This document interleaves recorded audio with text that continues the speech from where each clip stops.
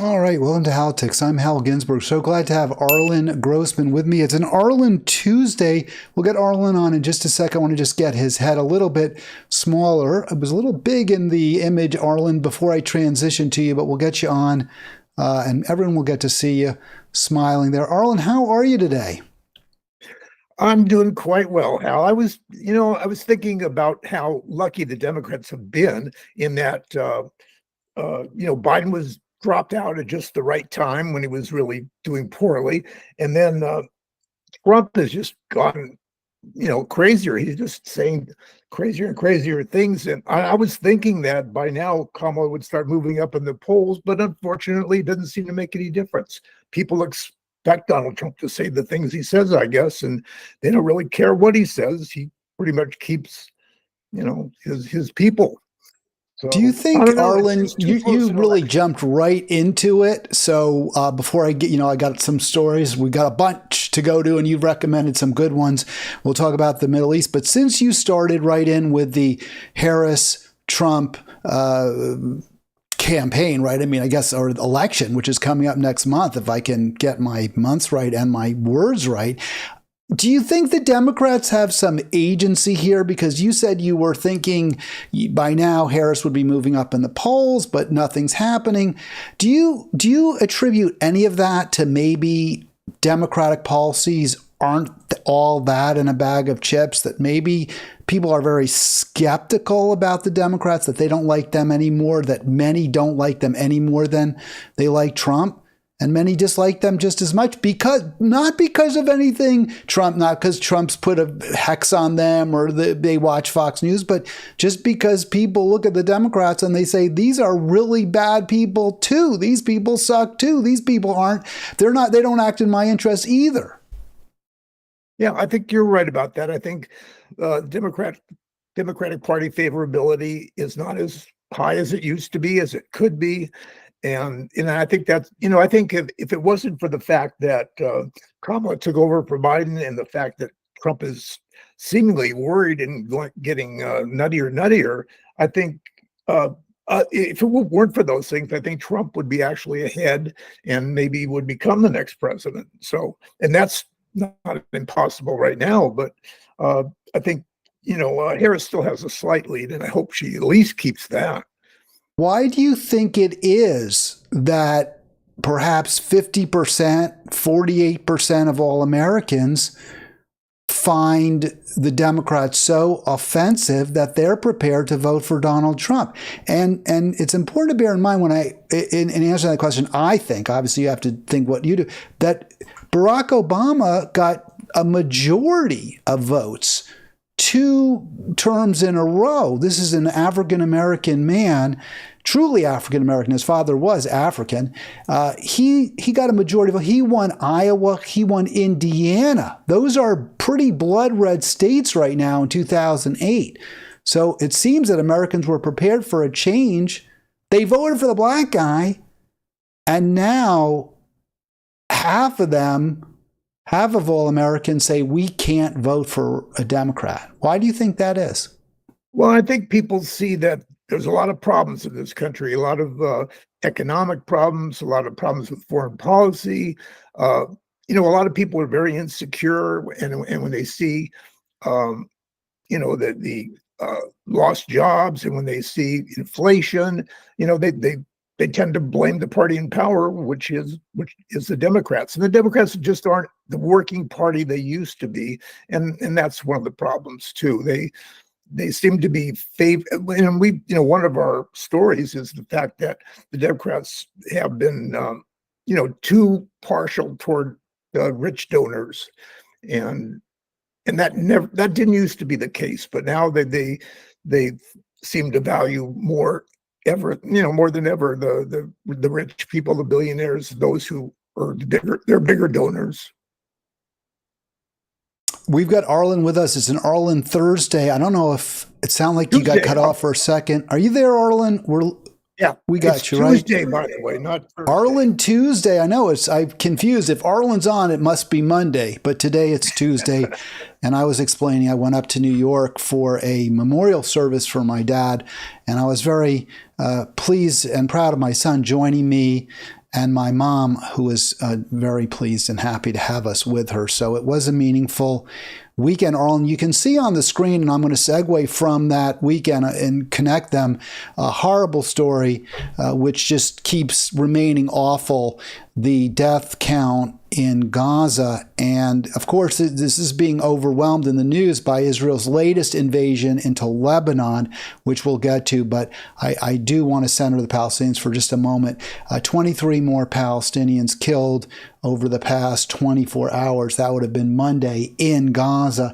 And I've got a death number here. You don't like it when I say with the full support of the Biden-Harris administration, but even in the article you shared, the Roger Cohen piece, they make it clear that they do have this. Israel does have the full support of Biden, Harris, Biden, whatever.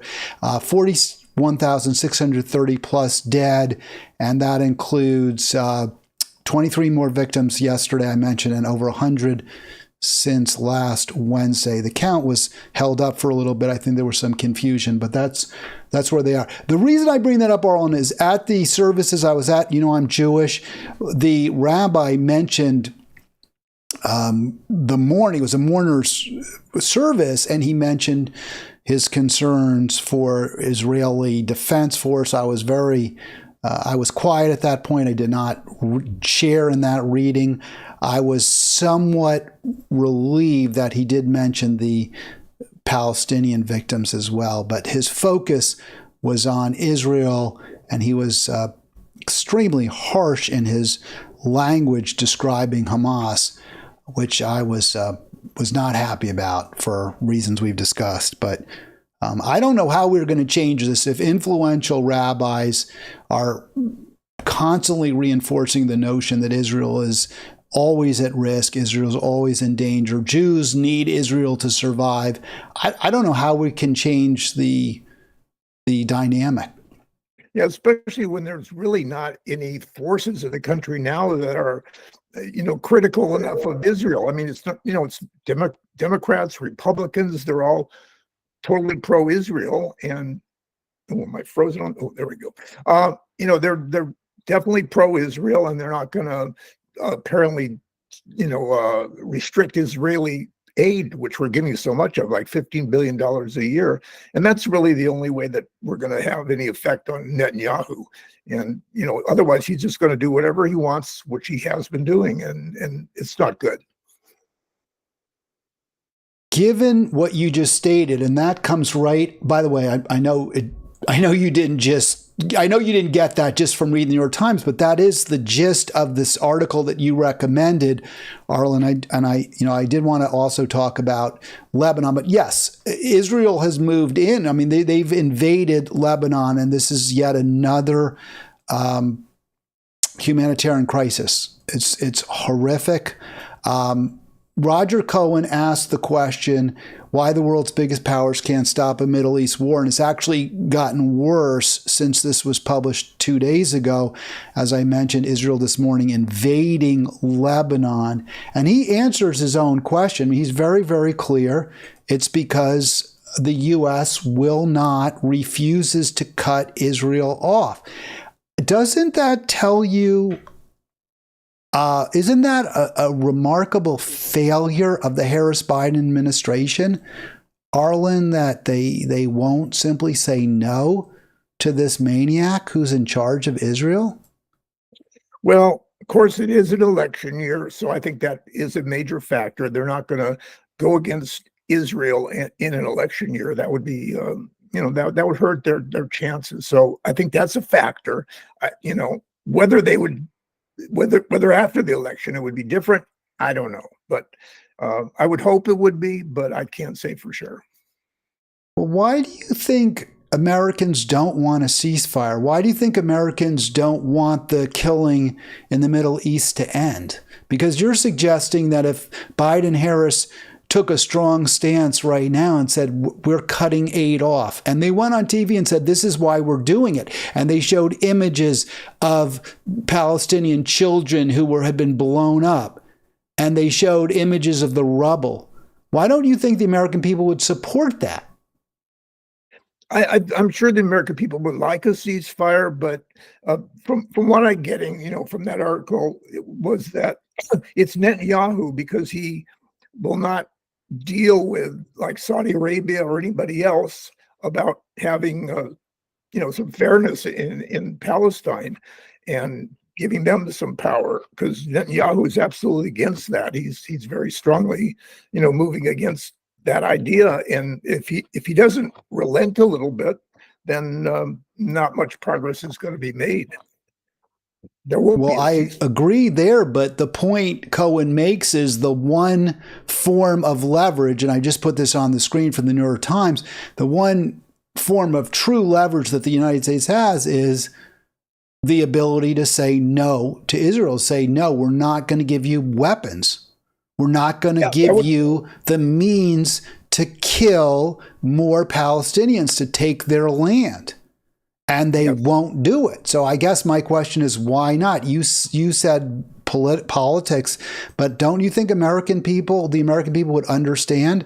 I haven't looked at the numbers, but what I understand is most Americans would welcome, most Democrats would welcome conditions on the aid we provide Israel, which now go without any conditions.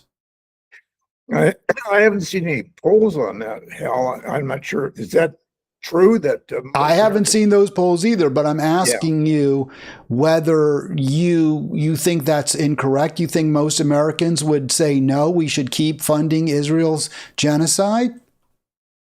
It would be problematic, I think, because I think most Americans do support Israel. They would be afraid and worried if the U.S. kind of, took back some of their money that they're giving to Israel. So it would be, I think, a major challenge if the Biden administration, if the Harris administration were to cut off, aid.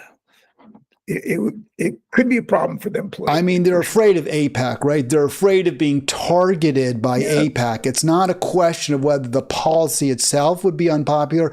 It's a question of whether a significant number of Jewish and maybe some non-Jewish, I don't want to say just Jewish, a significant number of billionaires would use all their wealth and influence to try to destroy Harris Biden. Right now, the billionaire class is split between Harris and Trump, and they may lean toward Harris.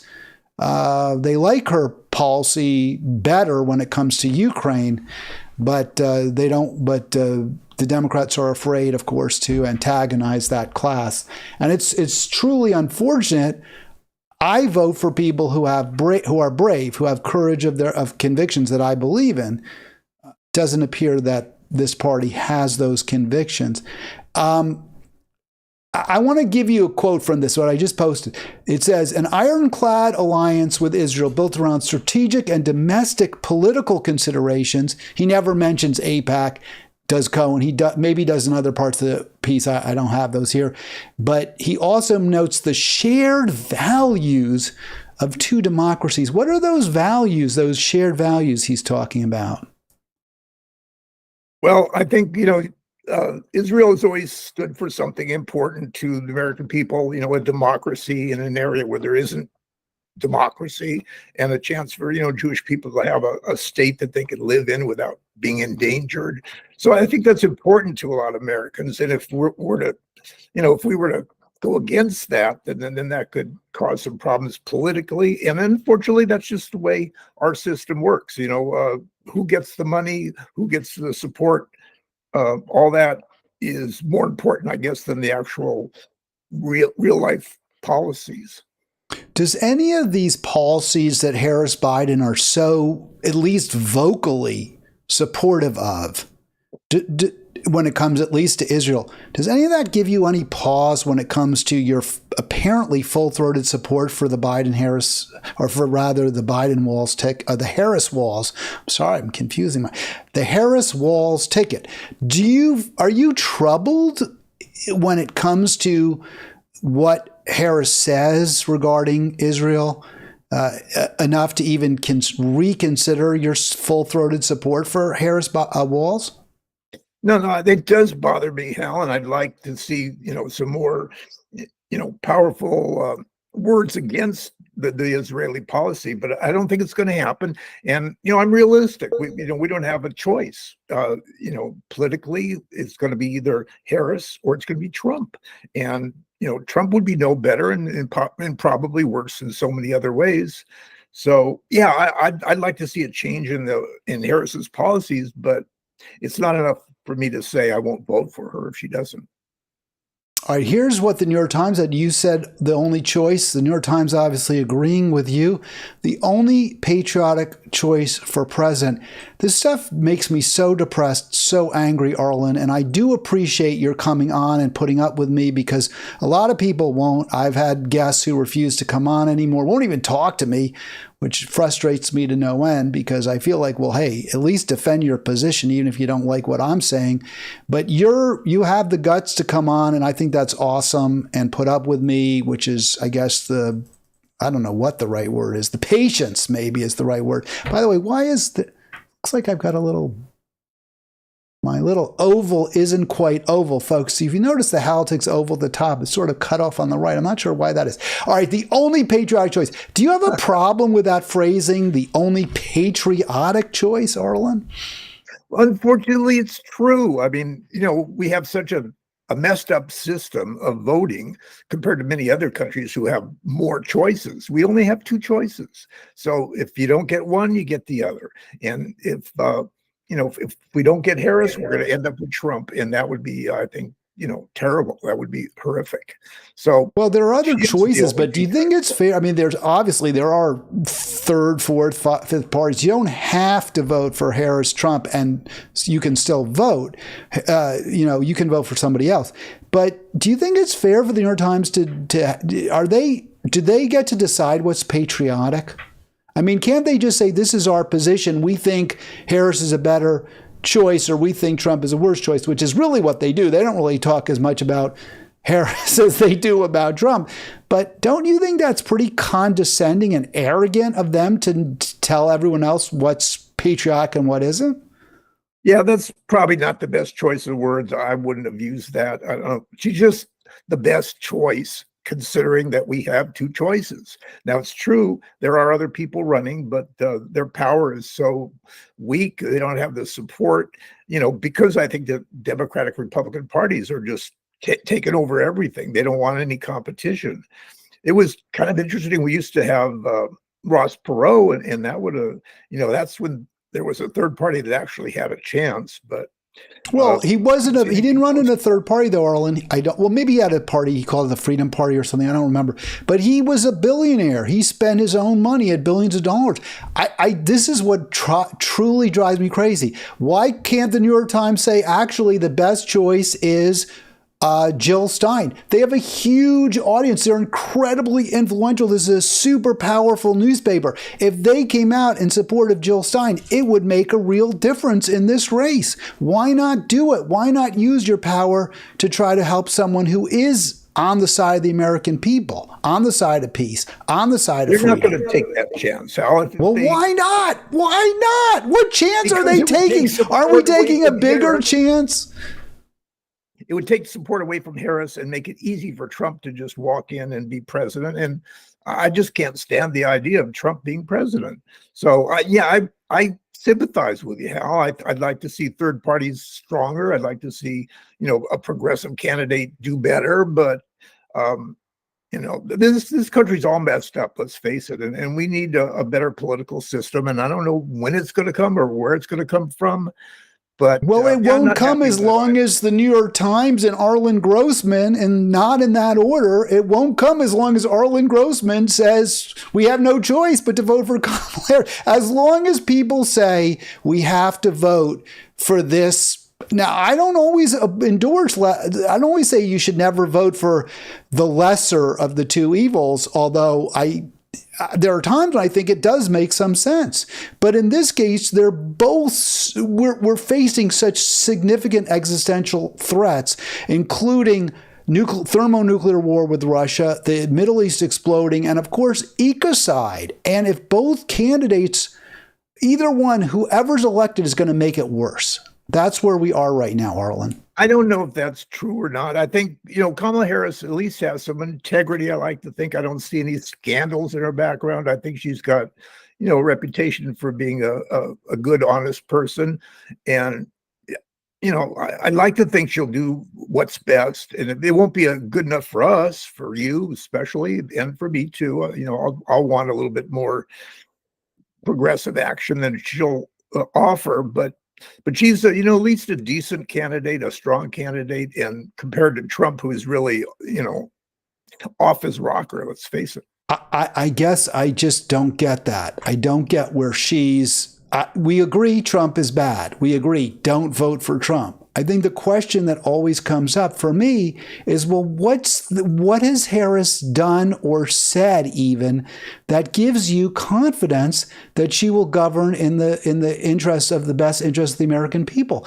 And given especially the extraordinarily serious problems we face, many of which can be traced to both Democratic and Republican policies. Let me just throw this out there. So the New York Times spends the first 3 paragraphs attacking Trump. There's no mention of Kamala Harris, and they're the only patriotic choice. They don't mention any other candidates besides Harris and Trump either. For this reason, they finally come up with, and they don't give us specifics. They don't say anything good about Harris. They just say, because Trump is so awful, you have to vote for Harris. Okay, that's fair, maybe, I guess. I mean, that's not how I like to vote, but all right. You stand by that. But let me just throw this up there too, Arlen, and get your thoughts, because, well, it sounds like exactly what you're saying too. Here is the New York Times calls her, they do get into finally talking about her. It's kind of more boilerplate. It's power of positive thinking stuff. She's a dedicated public servant who's demonstrated care, competence, and an unwavering commitment to the Constitution. That just struck me as flat out wrong. We'll get into it in a minute. But yes, I want to throw you some bones and let you respond. I agree. She's certainly would be better when it comes to gun violence. She does have a plan for housing, which isn't completely crazy. And on choice, I think reproductive rights, she's better. So I will throw those. I will give you those. Well, those are probably the biggest the biggest issues that we have. They're very important. Gun safety.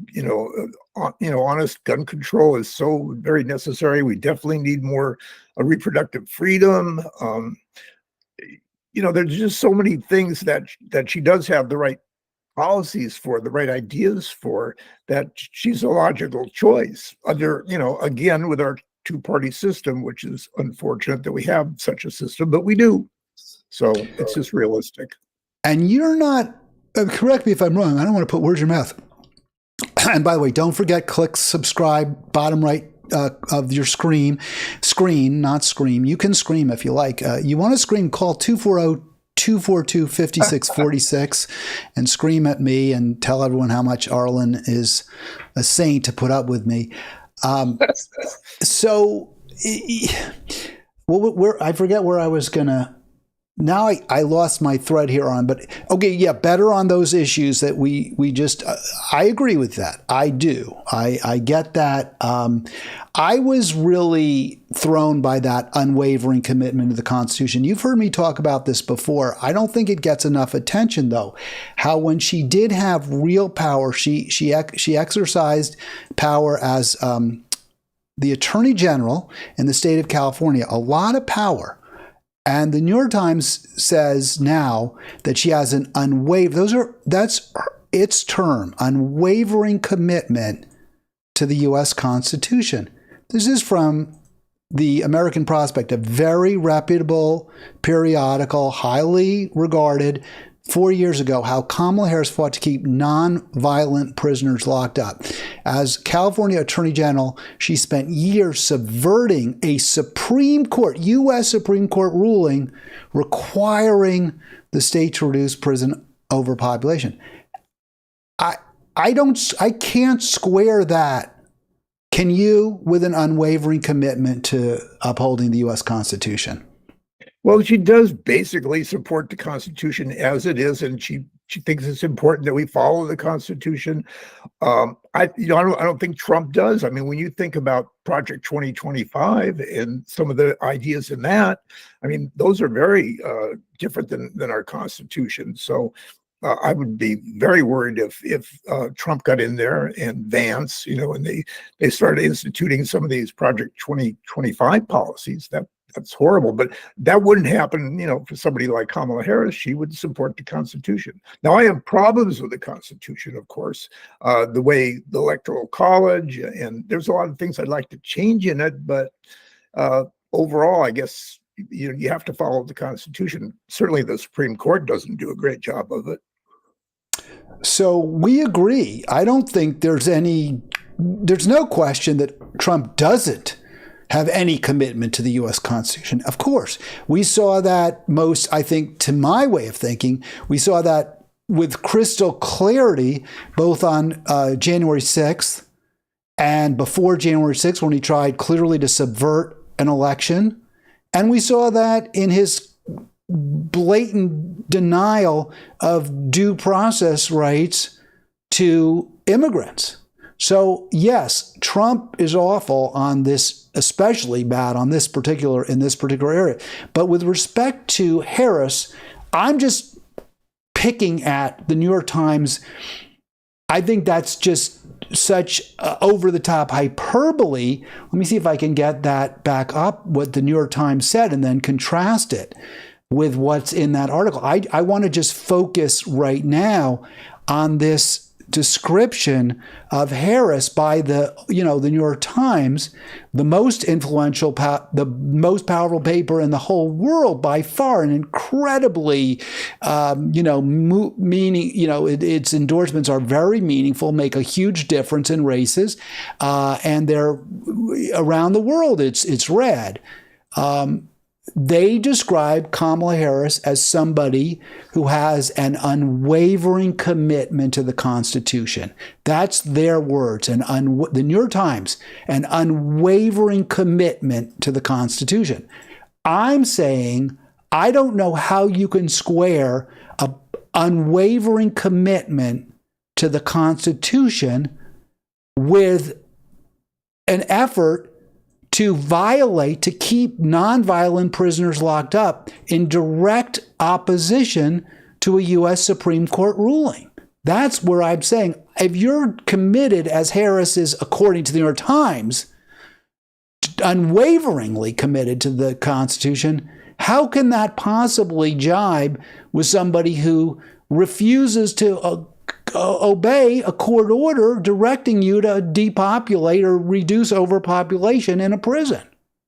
And, I think that's probably a little bit more complicated than that. I don't think she's actually against,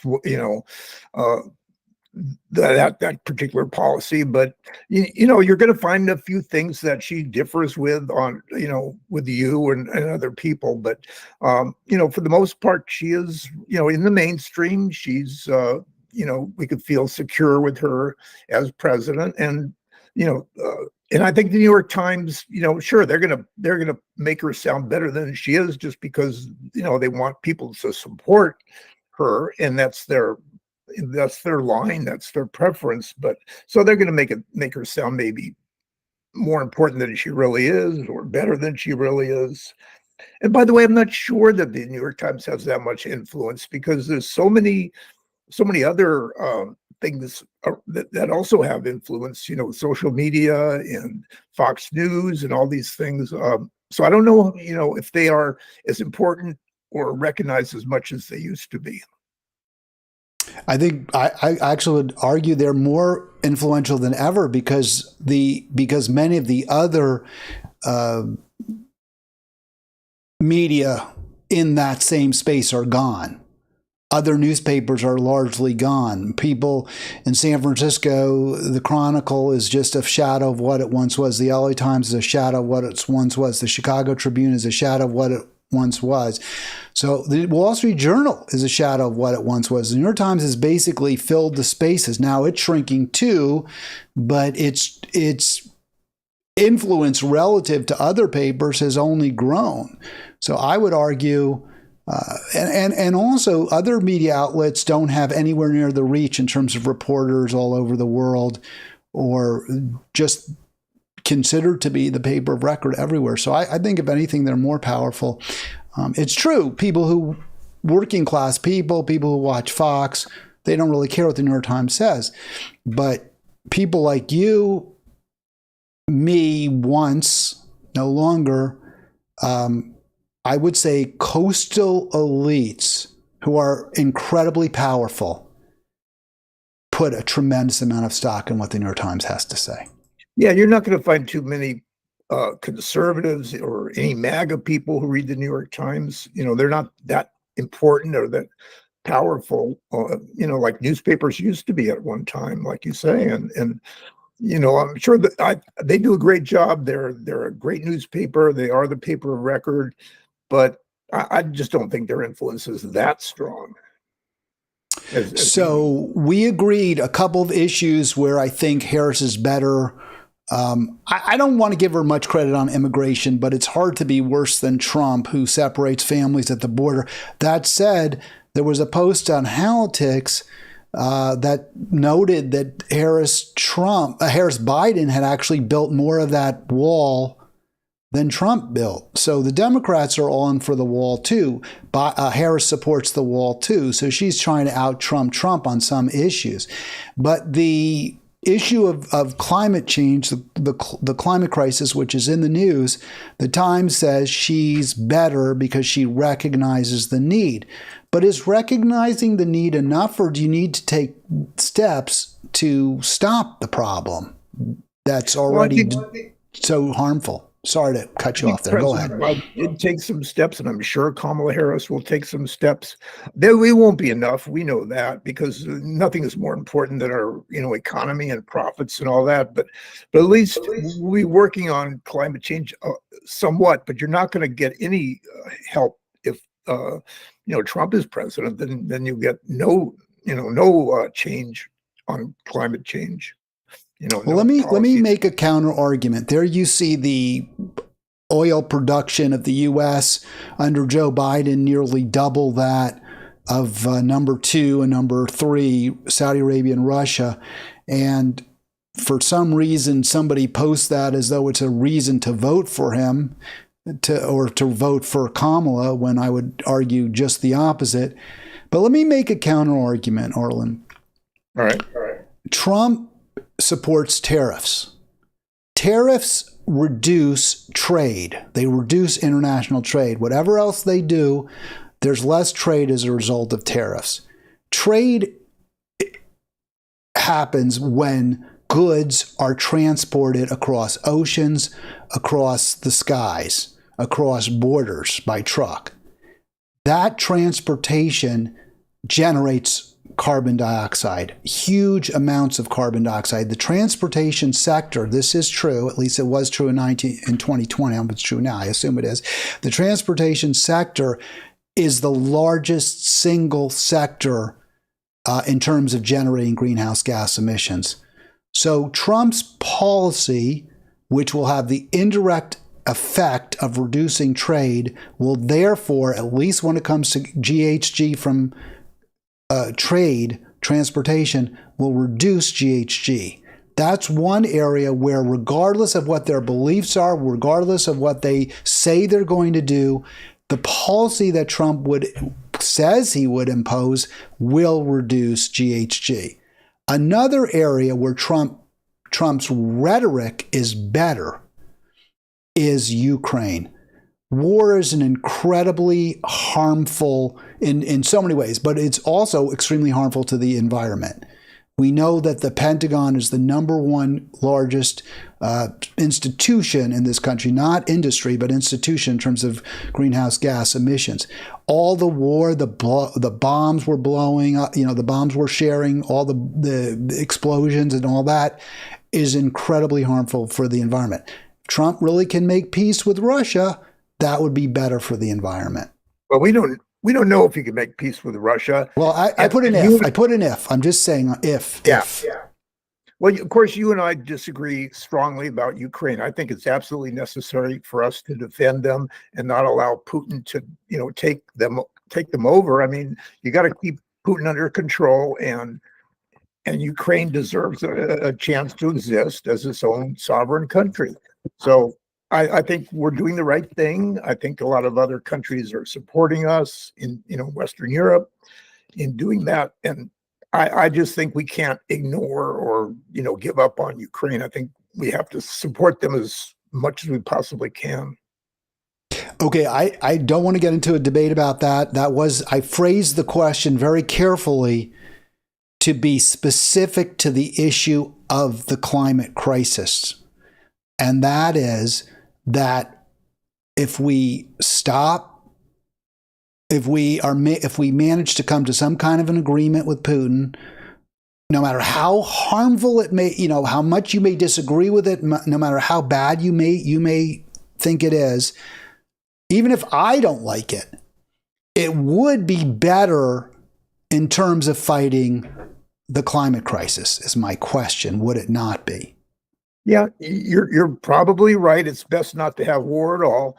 But remember, it was the Russia that started the war. It was Putin that sent in troops. So, it wasn't Ukraine that did that. So, yeah, I mean, it would be great if they could work out something. But if it involves giving territory to Russia that used to belong to Ukraine, I don't think that's a very good thing.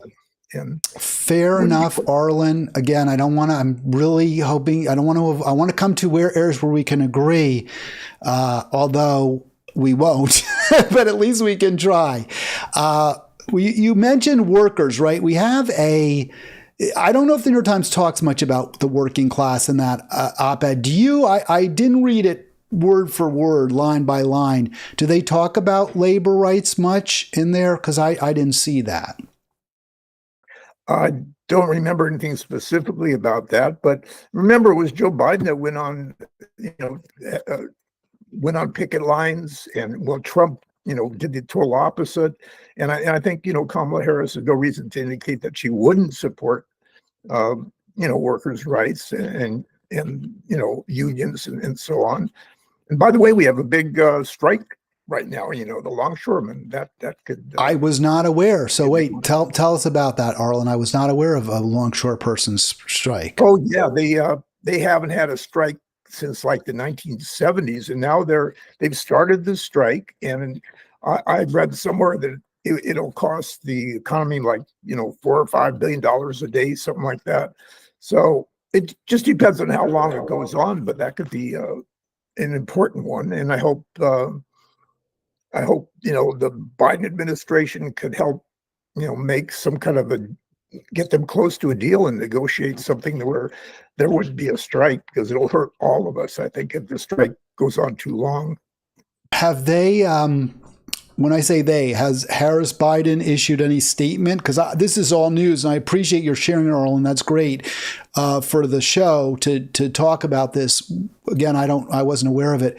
Have they issued a statement about it, or do you know what the longshore workers are looking for?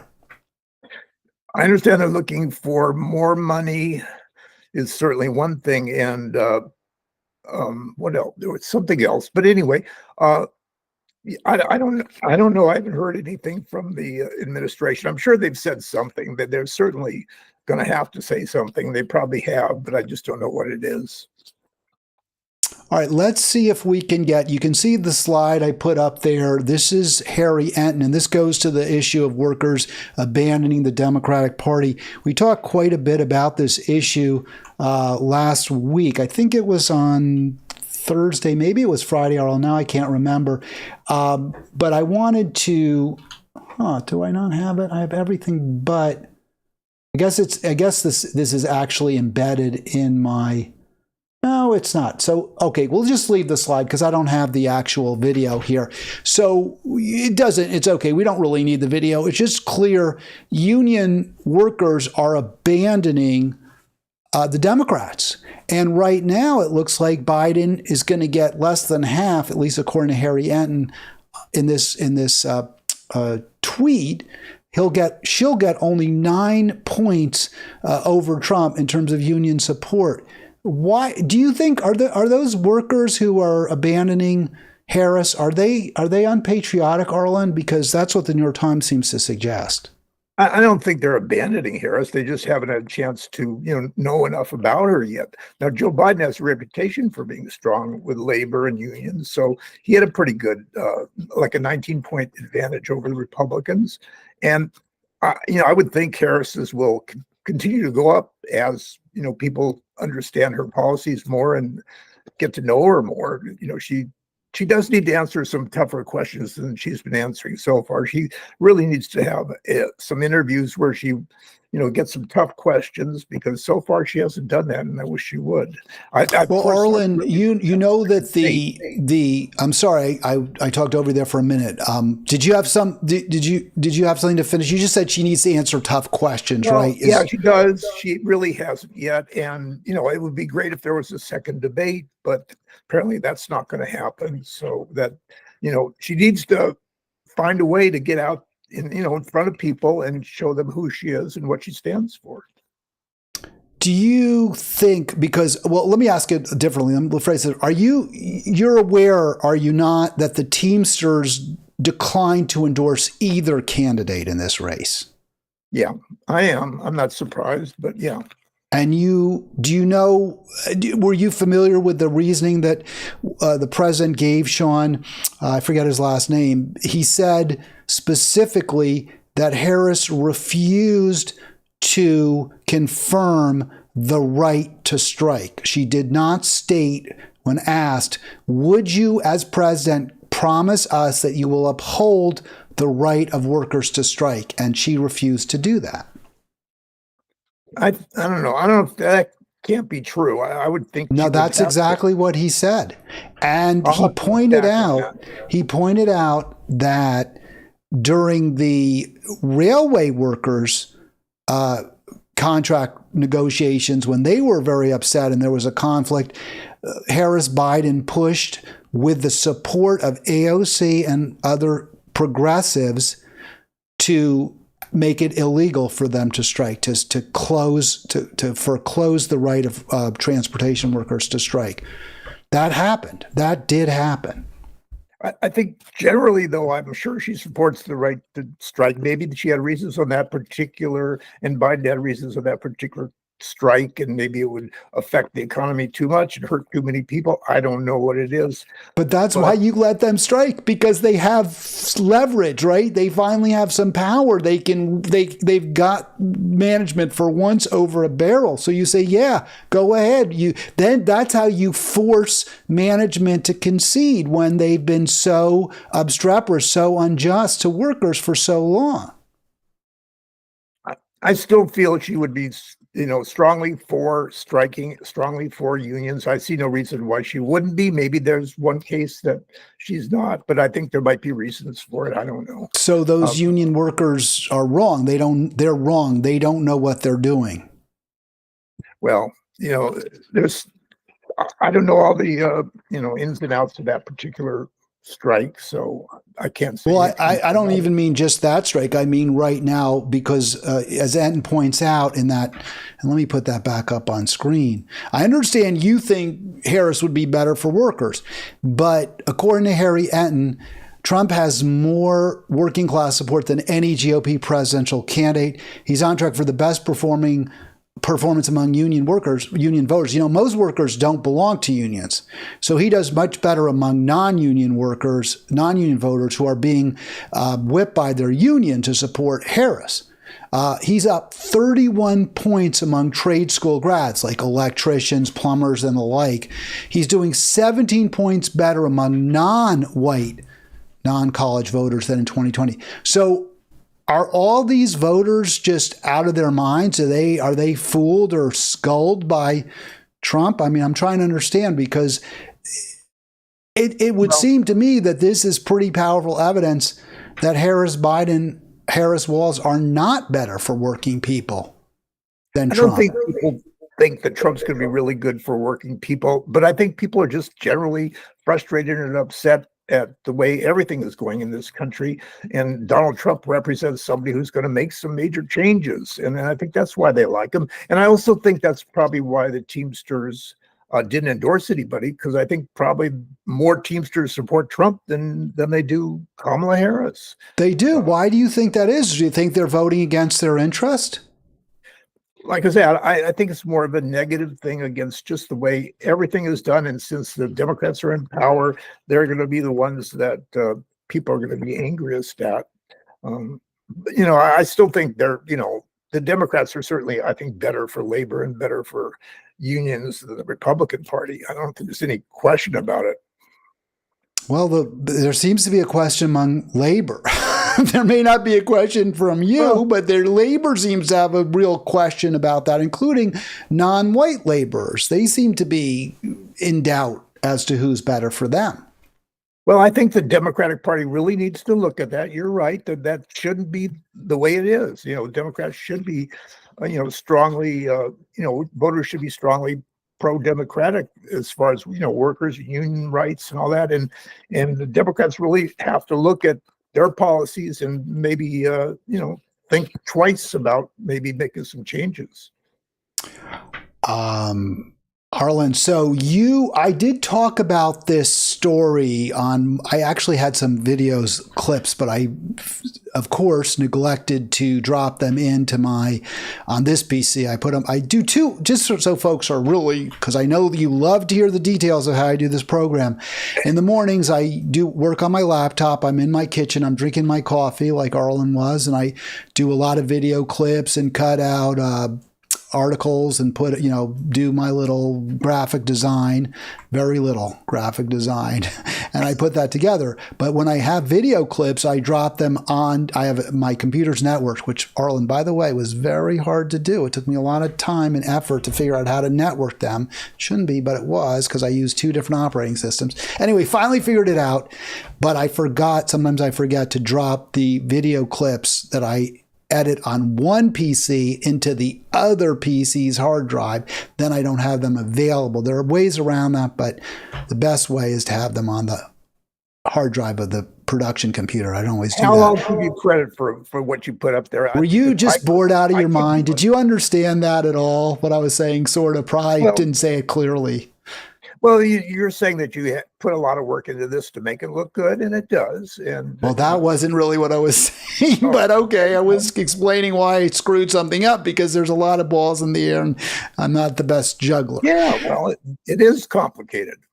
So this is the article I discussed last week from Evan Barker, and I would have thought it was very powerful. She's not voting for Biden. She didn't say or Harris. I'm sorry, folks, I can't. She's not voting for Harris, but she didn't say she's voting for Trump either.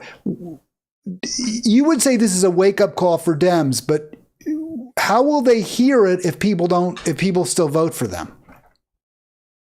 Well, yeah, I mean, I think you're right. There's going to be a problem for the Democrats unless they change the way they do business. And so far, they're not doing it yet, but I'm hoping they will. I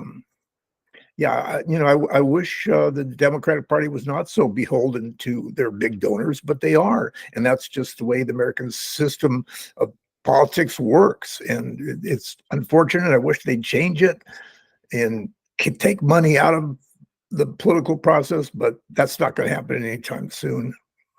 So you mentioned this to me, Arlen, off air, that the issue that really jumped out at you was the donors, right? How much time and energy electeds and also candidates spend trying to raise money, right? That to you was really kind of the big takeaway from that article. And not only that, I think that, billionaires and, really rich people have gotten more and more power as the years have gone by. They're getting all the benefits of super PACs and things like that, where they can spend as much money as they want, thanks to the Supreme Court. And so their influence over both parties is much stronger than just the average voter. So, Arlen, I'm going to say something I think you'll agree with. I try not to the extent possible. I try, and I shouldn't say I try. I hope I don't demonize politicians too much. I recognize that they are in an environment where they kind of have no choice but to kowtow to the billionaire class, to do what the billionaires want, or they face losing elections. And that actually is one of the reasons I am so critical of certain politicians. AOC doesn't have to. She has a loyal base in Queens that will vote for her, even if she bucks the billionaire class, but so often she doesn't. I think that presidential candidates, especially someone like Kamala Harris, is actually in a position where she could stand against what the billionaires want a lot more than she does, but she doesn't. Barack Obama consistently refused to take on the forces of wealth and power when he had a chance to do it. And I think this is my biggest critique of the Democratic Party. Yeah, but I think you can't ignore people who have, billions of dollars that could put it toward your opponent. I mean, you just can't do that. That's just the way that our system works. Our public financing is so screwed up. Bernie did. Bernie took them on. Bernie campaigned against the billionaire class. He's kind of dropped off. But again, this was an opportunity also with the squad, right? If they stood together, but they consistently let themselves get peeled off on side issues. And as Evan points out in her article, an undue focus on social justice issues, which are divisive, rather than on economic issues, which are unifying. I think, AOC and her group, I think they're trying to be practical. They're trying to, get people to be on their side, and so that they might have some things that work and some of their ideas, get support. But so I'm not blaming them for anything. I mean, they're doing the best that they can under, very difficult circumstances. But we just don't have democracy anymore in this country. It's a plutocracy. It's government for the rich and by the rich. And, unless that changes, we're not going to have democracy anymore. And that's a sad thing. It's an Arlen Tuesday, and we're lamenting. It's a depressing show. It must be depressing. See, Arlen, I get the sense, correct me if I'm wrong, that when you're not talking to me, I'm not sort of focusing on these issues, you're sort of in your pro-Democratic Party mode, which is tweet, text how awful Trump is. And that is and I'm not saying you don't believe that or you don't support that, but it's easier, right? I mean, we want to believe at least one of the parties has good people in it who care about us. And I just don't think that's the case. Not enough. You're right. We have very imperfect government right now. Democratic Party needs to make changes. Republican Party needs to make changes. And, but I haven't seen the momentum for either side, for Democrats or Republicans, to really want to make major changes. And I'm sorry to hear that. Do you think it'll get better? I mean, one of the arguments, and I've seen this, I've been on some so-called progressive group calls, and people are like, well, we can't really worry about, the job one is defeating Trump. It's sort of like during World War II, job one was we focus on the Nazis, then we go after Japan. Is there reason to have hope that the candidate in 28 will be someone that Democrats can say, okay, we can now support a third party candidate. Now because if Harris wins, if she wins, let's assume she wins, she will be the Democratic candidate running for re-election in 4 years. If she is as bad as I fear she will be, what's the progressive movement's options? What will they be then? You're asking a really tough question, Hal, and I don't have any really good answers, because if it's enough for her to slide by, and just do the right things and be just a little bit progressive, but not too much, then things are probably not going to change. So there's going to have to be some, I don't know what it's going to take, Hal. I honestly don't, but so far I don't see anything on the horizon.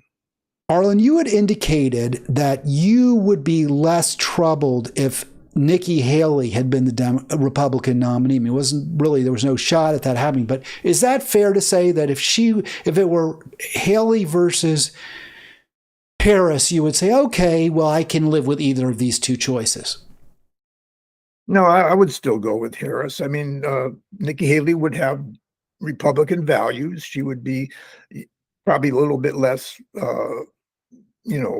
helpful to workers, and she just wouldn't have the same kind of liberal ideas that somebody like Kamala Harris has, about guns and reproductive rights and all those other, climate change and all that. I think she would be stuck with a lot of Republican positions. So you can't envision a situation where you would say, I can't vote, or I don't have to vote for either the Republican or the Democrat. I'm going to vote for Jill Stein. And I know you would in California, where you're sure that she, it's not going to hurt, but you can't see yourself taking a position that might increase the likelihood that a Republican would win the presidency. I'll tell you, Alan, the one I would like to vote for president would be AOC, but it's just not going to happen. This country is just too conservative right now, and that's a shame because Well, you may get that chance. She certainly is trying to position herself as somebody who could run for president. Yeah, but you saw what happened to Bernie. Bernie said all the right things, did all the good stuff, but he didn't make it. And somebody like AOC. Well, she's a Democrat, though. Remember, Bernie, I think if AOC ran for president, there wouldn't be quite as much pushback from the Democratic establishment, from Democratic elites, for several reasons. One, she is a Democrat. Bernie ran as an independent. He ran in the Democratic primaries, but he was an independent. He was not a Democrat. And two, AOC, I think, has really spent a lot of time trying to build bridges with Democratic elites, which Bernie really never did until after he ran. I think, Bernie was considered a Democrat. I don't think there was a problem that he was an independent. I don't think that's what did him in. I think what did him in were, his policies were just not the ones that the people who run the Democratic Party were interested in. And they wanted their own person in there who happened to be Joe Biden, and they felt that they could do more with him and than they would with Bernie. Bernie was too unpredictable and kind of scary to them. I agree that I don't even think he's unpredictable. I think he was predictable. He was very predictable. And what they could predict is that they would pay higher taxes. They would have less power over workers. There would be less money spent on defense. And they didn't like any of those options. I'm not sure that the same calculus necessarily applies with AOC for a lot of reasons. But all that said, yeah, I think she's deludes herself completely, because I think all of her efforts to make nice with the Democratic elites, I agree with you, are probably doomed to failure. They have long memories. They'll never trust her to do what they want in the end. They'll never give her the ability to maybe really stick a few swords in their sides. The problem with this country right now is there's no room for progressive politicians. I mean, they just aren't popular now. There's so much conservatism going on, so much resistance to liberal policies. I wish it were different. I wish Bernie was president, but this country isn't at that point right now. I think you're confusing, honestly, Arlen, where the American people are with where the billionaire elites and their hangers-on and acolytes and shills are. Obviously, the latter don't want any talk of populism, of wealth redistribution, of peace. That's completely anathema to them. But the American people, I think, are very receptive to that message. Yeah, they are more progressive than the Democratic Party. If you look at polls and surveys, the average worker does want, better health care, higher minimum wage, all that kind of thing. But unfortunately, it's the people with the money that have the most power. And, unless we can figure out a way to change that, it's going to be hard to change. Well, that's why I do this program. I mean, that's the point, is that, and I would hope that would be why you would do thebigpicturereport.com, which is where you can read Arlen. And that's why I would have hoped people would go into journalism like the New York Times, because they want to make things better, not because they want to make apologies for those in power. But of course, the people who run the newspaper may have different outlook than the people who write the stories, and the people who write the stories have gotten pretty far along if they're writing for the New York Times already, so their interests are pretty different often from those of the American public. Let me ask you something else, Arlen, before we go, because that does raise another question, and I now I'm spacing on. I had a. Do you see? I don't. I can't really. I was hoping to. I got into. Do you? Yeah. This is the question, Arlen. Sorry for that little pause. Is there a way forward outside of electoral politics? I was at, and I'm not going to play the video now, but I asked this question at this peace conference I was at over a week ago. How do we build an electoral movement where we can elect someone who's not a Democrat or a Republican? How do we unite people? And the response was very dispiriting. But one answer given, and there it is. Thank you for participating. No War 2024. I'll play the question tomorrow for folks if they want to see it and the answer. But one part of that answer was from the sponsor of the conference, from one of the leaders of the conference, was, well, I'm looking for activists who will do more than just simply vote every 4 years or every 2 years. We're talking about what you do, between elections, whether you come out and you protest, and whether you write letters, and whether you contribute to progressives. So I guess my question is, do you think there's any way things can get better absent us voting out the bad people and voting in good people? Well, one thing that is positive is the fact that I think people are tired of both parties. They're tired of the Democratic Party. They're tired of the Republican Party. They would like to see something different. The chances of getting that kind of a different party is going to be tough, but at least, that's the only hope there is. I think that, maybe there's going to be a different party that would do different things and maybe get people excited. Well, then let me ask you this, Arlen, if that's your take. How do we get there? How do we get people, if you're going to, and not just you, if the New York Times, which I don't, consider progressive in any way or having progressive values, but if you and so many others and so-called progressive groups say, well, we can't do that. We can't indulge in a third party. We have to vote for the Democrats. How can we build a third party? I wish I had the answers, Hal. I agree with you on a lot of things, but I just think the system is against us, and maybe there's a way to get away from that system, and if we can, then maybe we can make some progress if we get, especially if we get the money out of politics. I think that's the biggest thing. All right, Arlen, I got nothing else. I got no more pointed, challenging questions. You've done a remarkably good job, as you always do, parrying and thrusting back.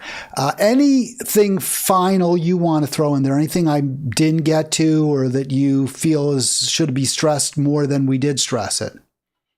I feel bad that I can't come up with the kind of answers that you're asking for, about how we could make major changes, because frankly, I don't see it happening anytime soon, and I wish that it would, and I wish I had those answers. I don't.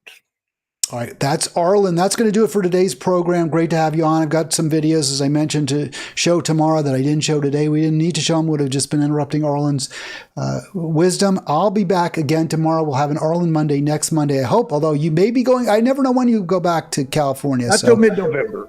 Okay, not until just before Thanksgiving. All right, that'll do it for today. I'm going to mute Arlen, so now he cannot be heard. And that's the end for me as well. I'll be back tomorrow.